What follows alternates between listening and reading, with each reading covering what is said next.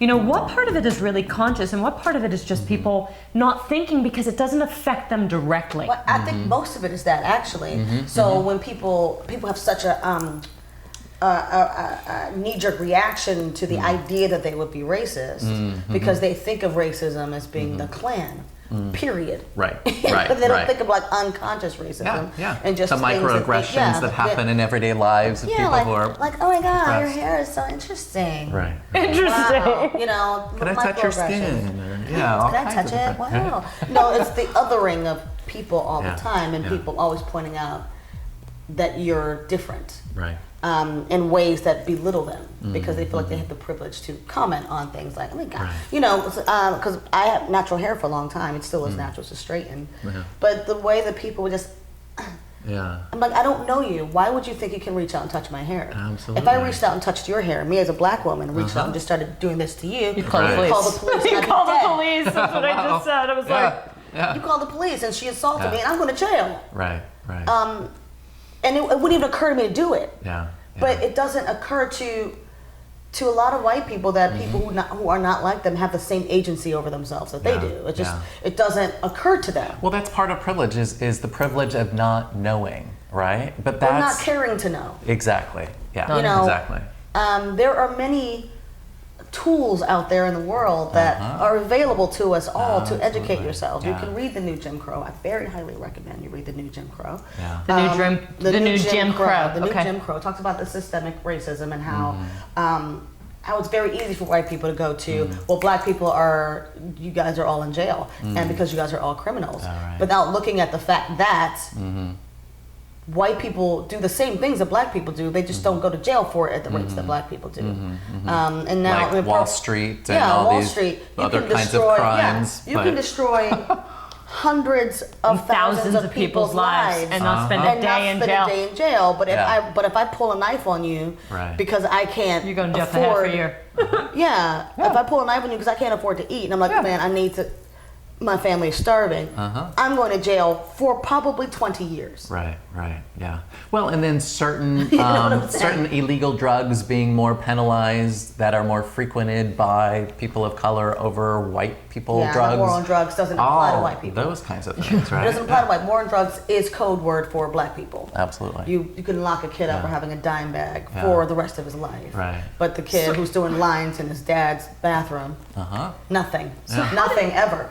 How do you think we start to educate people to at least start to think outside their particular box, especially as it pertains to at least the dating world, which is supposed to be about love and sex and sharing and everybody having good romantic fun? Like, how do we at least start to educate people that, you can start making changes like the way you did on set, saying, please give me a black love interest. Like, how can people start to make subtle changes? Well, they're little. They start little, but if you take your preference off of your dating profile and just open yourself up to whatever comes your way, your mind may be changed, or at least you're opening yourself up to the possibilities. But it's funny because my Asian friends hate the fact that so many white people, so many white men want to date Asian women. By the majority, by 90%. It's that exoticism. It's like a fetishism. And it's white men prefer white women even over white women. I mean Asian women, prefer Asian women over, white women. And black men love Asian women too. I mean, they do. They prefer white, but Asian women second. Correct. Over Asian women do really well in the heterosexual dating market. They do because of this perception that they're sexually, what's the word? Pristine? Exotic? Exotic, but it's interesting. I've heard so many strange, likely racist, let's say racist things when it comes to Asian women. Because I heard one guy was like, I just like dating Asian women because their hands are small and they make my dick look big in their hands. Wow. And I was like, wow. Yeah. And that was a very specific thing. Well, and that's the thing. It's like sometimes these stereotypes. Put your arm on me. Sometimes these stereotypes. I don't mind being touched. These stereotypes are like that Asian people, whether it's women or men, are more feminine, right? And so in the gay male world, oftentimes Asian men are perceived to be more feminine and then are relegated as a less than category. Whereas in the heterosexual world, Right, but feminine it's so women. interesting because in the gay community, I would think that there would be gay men who preferred feminine men. There can be, but There again, can be, that but then can be that exoticizing. But then do gay men want like a very strong gay man? Because like if I want a woman, I would get a woman. Right, exactly. But if I want a man, There's also all that stuff, all of it. Well, that's also like assuming two men only like penetrative sex, right?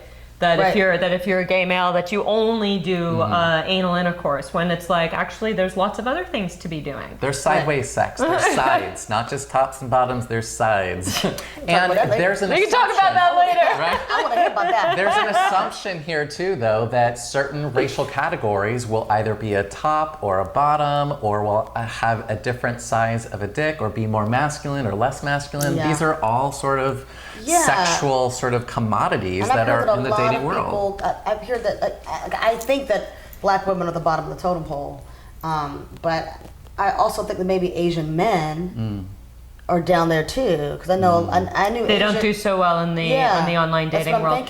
Black men, Asian men, black women for the heterosexual dating community. At least from the studies I've read. Again, I'm not the expert here, but from the studies that I've read, they are on the bottom of the pole.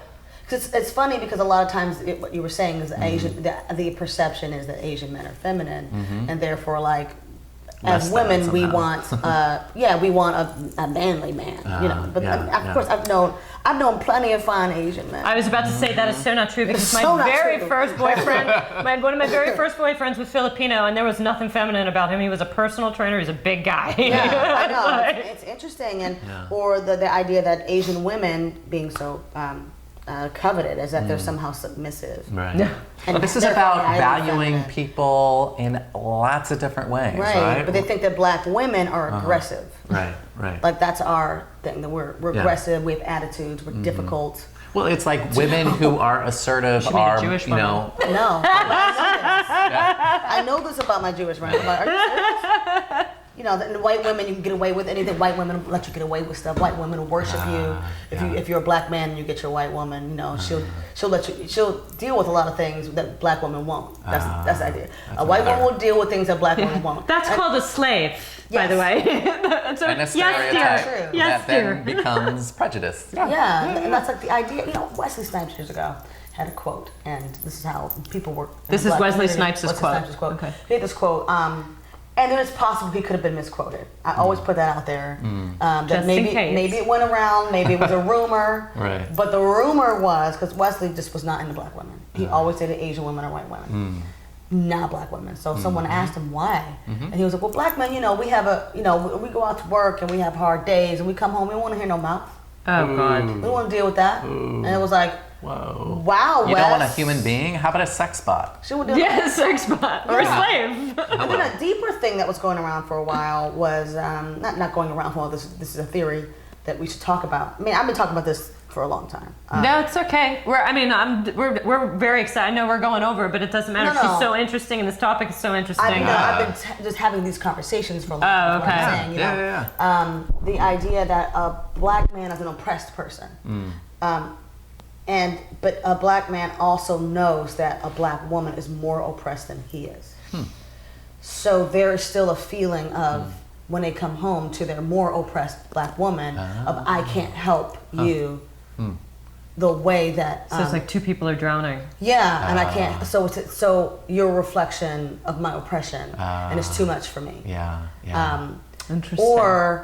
Or the black man is oppressed in the world and then takes that out on his black woman, where he wouldn't necessarily do that to a white woman. Right. Does that make sense? Yeah, yes. It does. It's very psychological and fucked up, but it's true. It's true to a certain degree in some instances. And this is not all black men. This is not all whatever. Of course. But this is a theory that was going around for a while. I used to have these conversations a lot. Well, and some people will say that it's just they're just attracted to people, like white people will say, I'm just attracted to people like me.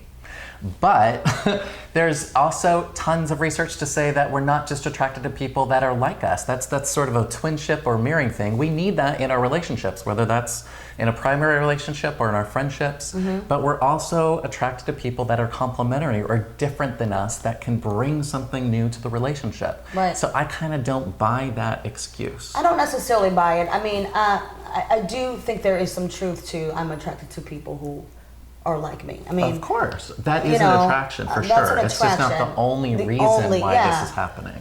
Yeah, it's not the only reason. And I think that it's all kind of bullshit anyway, because what's interesting to me right now, and to a lot of black women, and it's kind of like a thorn in our side, is that so many things about that are innately black about us, like our hair or our hips or our ass or our lips or our skin, has been on us is unacceptable.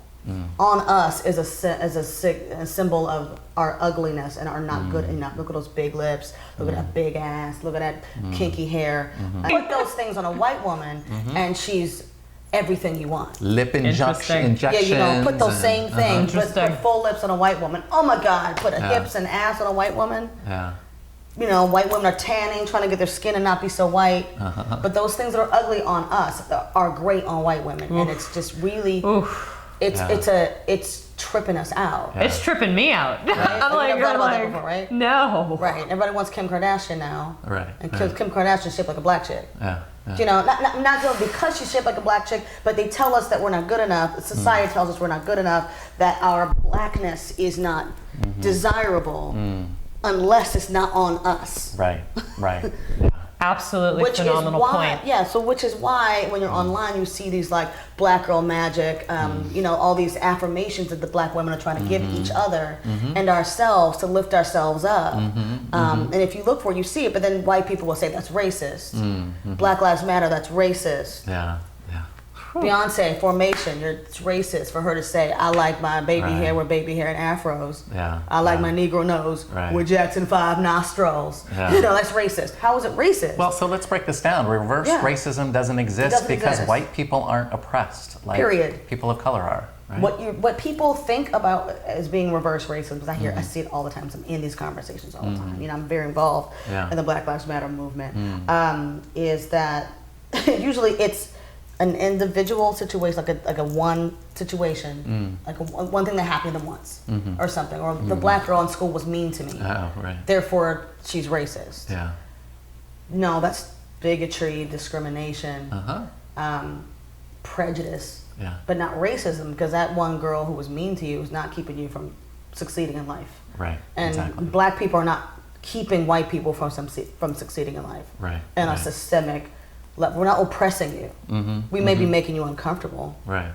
If we're angry or upset or calling out the injustice that's calling out the injustice that smacks me in the face every day, and it might make you uncomfortable. But that's not racism. Right. Even if if I as an individual don't hire you because you're white. Right.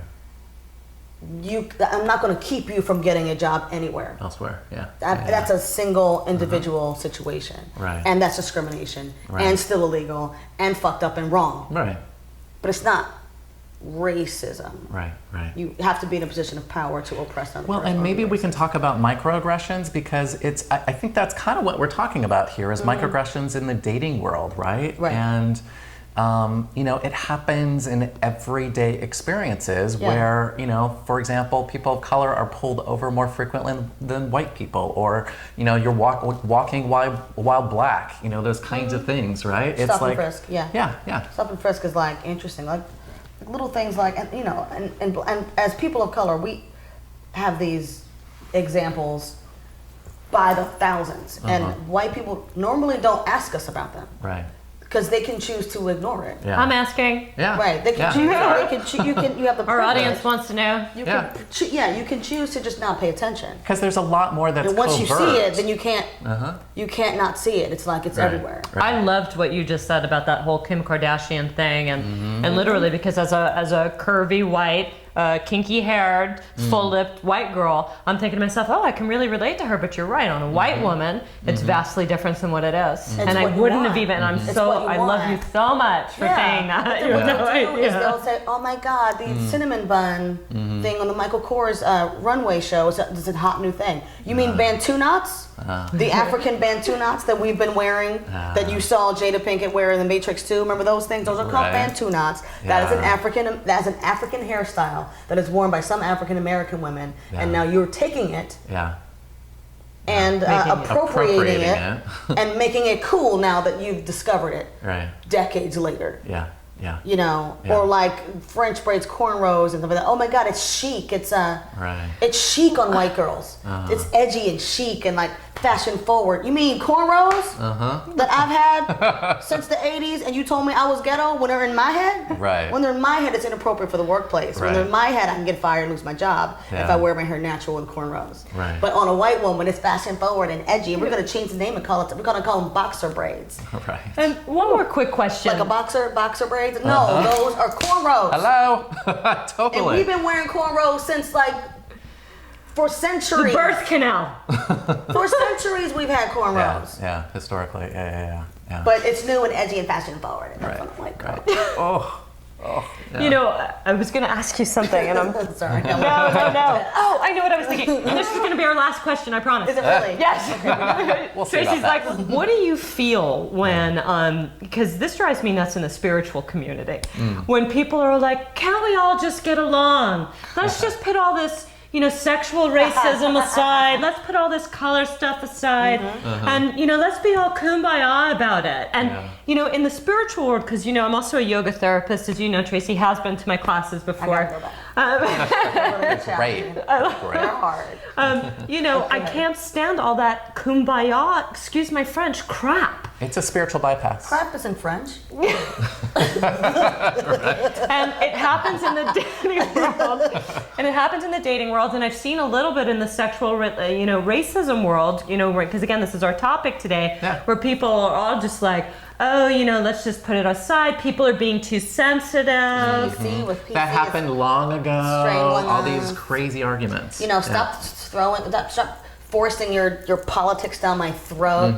That's my favorite thing. What do you think about that? Stuff drives me nuts. Right. Well, I think it's just another level of erasure. It's just like when people cross out all lives, Black Lives Matter, and put all lives matter. It's just, they just don't want to deal with it. Yeah. They don't want to. They don't want to address it because it makes them uncomfortable. Right. Because they're complicit in it. Yeah. And nobody wants to admit it. Right. Because it makes them feel shitty. Right. And we have to talk about racism in a way that makes white people comfortable, and we're tired of it. Yeah. Actually, we're just tired of it. We're tired of always taking care of your feelings. Because what happens is if we say this happens to me and I'm tired of it, well, you're yelling, you're being so mean, that's what we call white tears. Yeah, change requires What discomfort. about the white people? What about my feelings? Because white people do not know how to not centralize themselves. Right. They just don't have a narcissism. But they don't know how to do it. They've never learned how to really say, what is your experience? And I'm going to listen. And I'm going to listen and allow myself to be uncomfortable because it's with that discomfort that allows change. Yeah, right? but people don't want to be uncomfortable. Right. They don't want to have to do with it. They don't want to have to see it. It's everywhere. But if you choose to not see, they really don't. I have a roommate. Her name is Carrie Bowman. She's awesome. Hi, Carrie. Blonde girl. So when my friend Lynn, who's black, and we grew up together, when we all started living together, Carrie was like, no, guys, racism isn't really a thing anymore. Like, she really believed this. And we would look at her like, what? And she would say, no, it's not. I mean, you have the Klan and the people in the Deep South, and they're all dying off, and they're old, and, the new generations, racism isn't really a thing anymore. I think Go do online dating. I think you guys are making I think you guys are making it fun 8 years ago. I think you guys are just being sensitive. I think maybe you're seeing things that aren't there. If you keep looking for racism, you'll find it. Post-racial society. And then we were about to have a black president, blah, blah, all that bullshit. And then she lived with us. And then she actually was around us. And now she's like... She saw it visibly. Now she's like... woke as fuck. Now she's woke as fuck. She's like, oh, I'm all the way woke. He's like, oh, I get it. Now she's out there fighting with us. She's online like, Tamir Rice should not have been dead, and blah, blah, blah, blah. Articles, blah, blah, blah. This racism. I see it everywhere. She's like, oh my God, I see it everywhere. Do you feel that this is a fight that everybody should get involved with, no matter race, religion, See, the thing gender? Black people cannot fix racism. It's white people have to fix racism. We don't have the problem. As the oppressed, we don't have the problem. Right. We don't have a racism problem. We have an oppressed problem. Right. Racism is for the white community to tackle. And the white community just has to get over their guilt over it, because our big shame in this country is slavery. It's chattel slavery.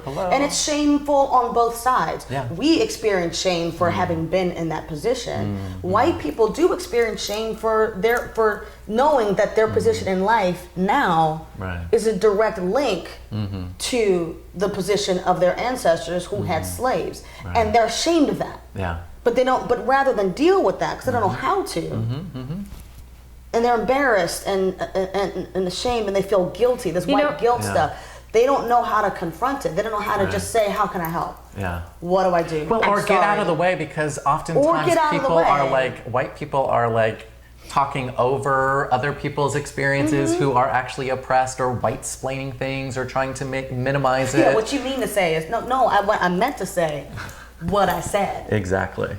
Sir. What did you call it? White-splaining? White-splaining. White-splaining. White-splaining. I was just like, I love that term. Yeah. White-splaining is very interesting. And you go to these rallies, a lot of these Black Lives Matter rallies, and you'll see white people with the megaphones standing there screaming the loudest. And it's like, sir, I need you to support us. And they get mad. How dare you? Step back and How support. dare you? I'm a human being, and I'm fighting for this, and it's just as important to me. I promise you, probably isn't. I promise you, it probably isn't. I promise you, it's not life or death. This is actually life or death. Well, we're dying. Look at the context. There's appropriate places for white people to be doing this kind of being good allies, taking action, but not in the place of other people. Right. Yeah, absolutely. And there are all kinds of ways you can get involved. There are white anti-racist groups. You can look at Tim Wise on Facebook and follow him. Tim Wise is like in the struggle, but he's very aware of his whiteness. He's very aware of his privilege. But he's like, white people have to talk to other white people, because a lot of times white people can't hear us, because all they hear is blame and guilt. They feel attacked. Shut down, not having the ability to converse. White people get attacked. They will come at me on Twitter, come in my mentions, tell me I'm wrong about something, or attack me for something I've said. And once I bite back, then you're bullying me. Oh my God, you're being so mean. Oh my God, you're so aggressive. Like, you came at me. I'm actually defending myself from you. But now I'm attacking you. Because and then you can choose to just block me and get offline and go back to your life where you don't have to think about it if you don't want to. If you want to, but if you don't want to, you don't have to. And that's a big difference. But but the work has to be done by white people. I agree. Right there with you. They just have to say, okay, just like the work for and with sexism, that work has to be done by men. Men have to say, we have to stop treating women like this, and they have to talk to each other. But the whole Black Lives Matter thing, so many white people just could not, and they still can't. And it's so interesting to me that when they're like, all lives matter, I'm like, why do you have a problem with me saying Black Lives Matter? So because you want special treatment meaning not being killed by police. Not being unarmed and killed by police, by being perceived a threat just because I'm standing here. That's special treatment. No, you know what I mean. You just the black people are just complaining, and they want to feel special. I know white lives matter too. I said, nobody's talking about white lives. We're talking about Black lives. We're not saying Black lives matter only. Or we're not, I'm not saying Black Lives Matter. This is not the context for it. Well, and we're when just you're saying seeing Black that Lives disproportion, Matter, period. That level of, absolutely. And if you think truly all lives matter, then that encompasses includes Black lives as well. So why do you have a problem with me saying it? They just don't actually know how to actually consider the humanity of other people if they're not a part of the conversation as well.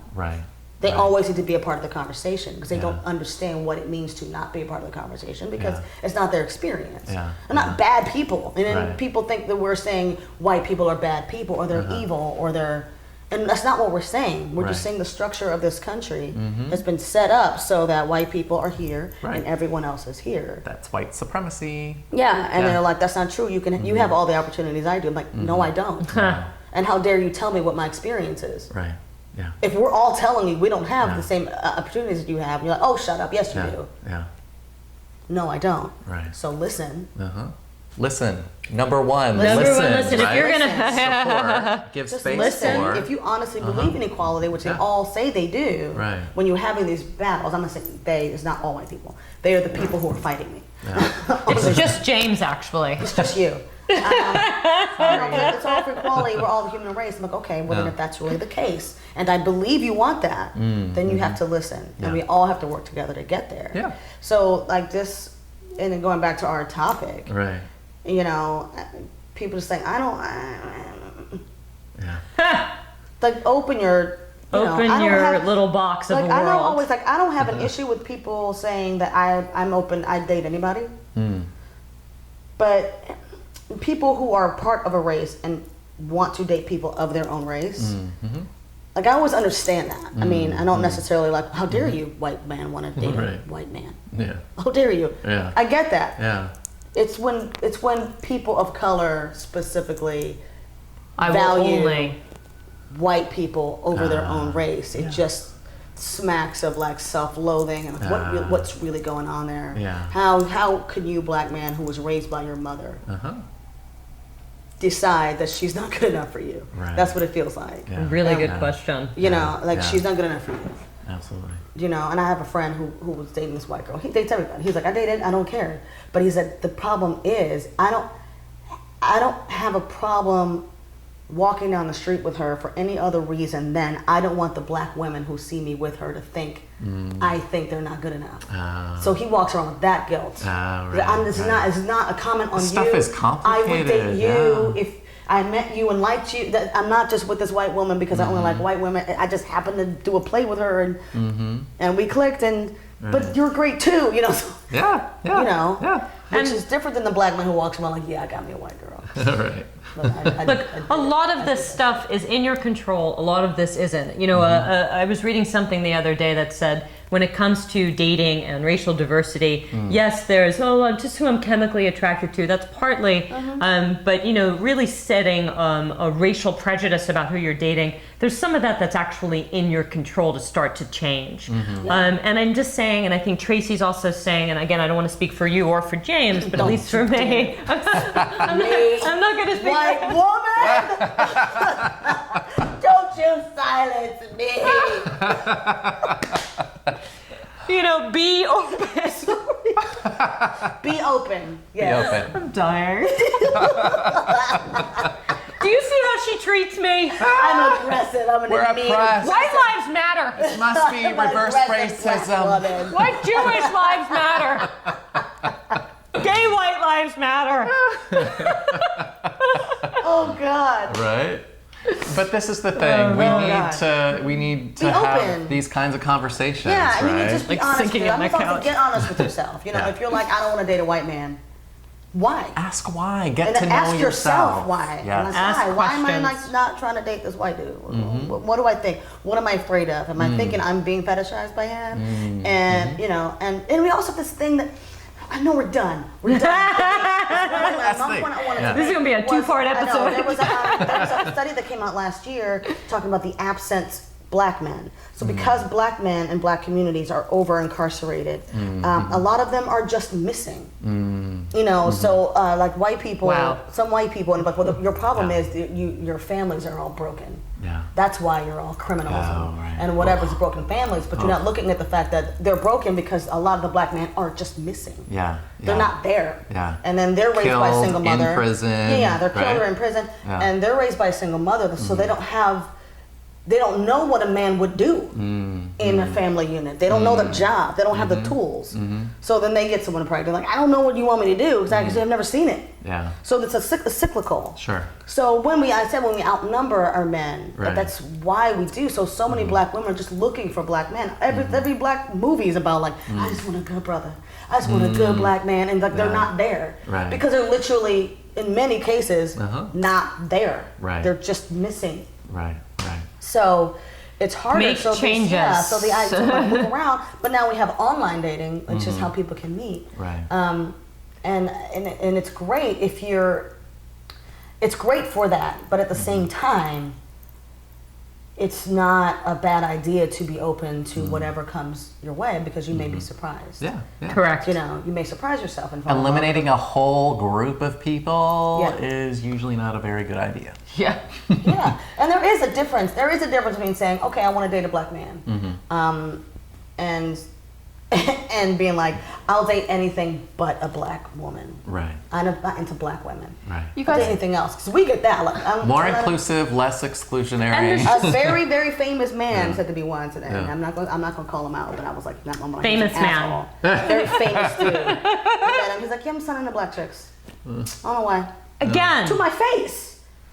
To my facial face. And I wasn't asking him out. Right. This was not the conversation. I wasn't like, oh my God, let's go in the back and get naked. And I was like, hi, nice to meet you. We're hanging out at his house. I was, yeah. Whoa.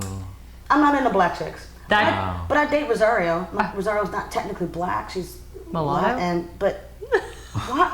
I didn't ask. And now, Why you know, put and there that was out like a black there in a chick on like way? the swimsuit magazine. Goes, I'd probably date her, but that's it, really. wow. To my face. I'm so frustrated right now. I'm like, ah. To my face on my first meeting him. But then what happened was we were at the bar doing karaoke, and there were a couple drinks later, you know, and guess who was all trying to be all like on me? I'm like, oh, now you're trying to be on me, though. Oh, please tell me you told him to go F himself. I was just like, Who do you think you are? actually, I was laughing. That's my problem, because I'm such an observer. I hope you shot it with your phone and then posted it. Oh, what a bummer. It was years ago. Are we going back years like beepers or no? No. That's about 10 years ago. And I was so like...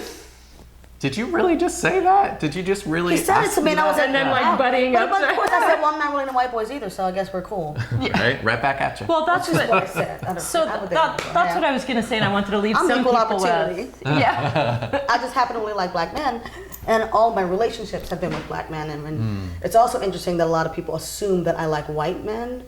They assume I'm into white men, and I'm like, why do you assume that? Yeah. And they go, I don't know. And I'm like, it's because I speak well, or something like that. Is it because my name's Tracy? Yeah, they're like, I just thought you were into white boys. I don't know. I feel a lot of black men think that. You were into white boys, aren't you? Like, why would you? Why is that an Why would assumption? you think that? I'm actually I really love black men. Yeah. White boys are cool too. I mean, I'm cool with anything, whatever. But I actually really do love black men. I'm not trying to skirt around black men. Very good. You know? Anyway. And I just I wanted love to. my brothers. They're beautiful. I love y'all. There's a lot to be loved. Right.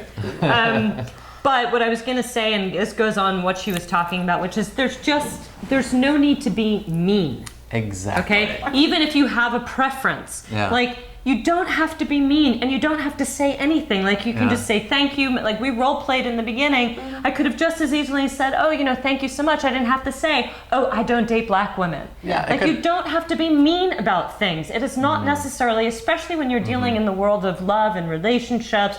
Like, if we're all looking for love and we're all looking for that romantic partner, and you're not into somebody because of their race, you know, bless you, fine, that's your thing. You don't have to be mean about it. Yep. You don't have to, don't be mean. You don't have to say. You don't have to say thanks. anything. No, thank you so much. Thank you so much. Be flattered you were somebody enjoyed you. And take some time to really do some self-exploration, do some reading, some talking about, like, we need to have these kinds of conversations so that we can Make changes. Make changes, absolutely. Yeah. Yes. Anyway, thank you so much for tuning into the James and Heather show. Yes, and thank you for being our Tracy. guest. Of course. Amazing. I know, I can talk. It's okay. We obviously have to have her back because she is a good guest. Yeah, I know. absolutely. So stay tuned. You'll see her soon, and hopefully. And you'll see her on TV, Netflix, On Love, yes. and Love she's on a Netflix. phenomenal singer. So check in on her Twitter also. And that's I'm at it. Tracie Thoms on Twitter and Instagram. Tracie. THOMS, no A. Got it. All right. Bye. Bye.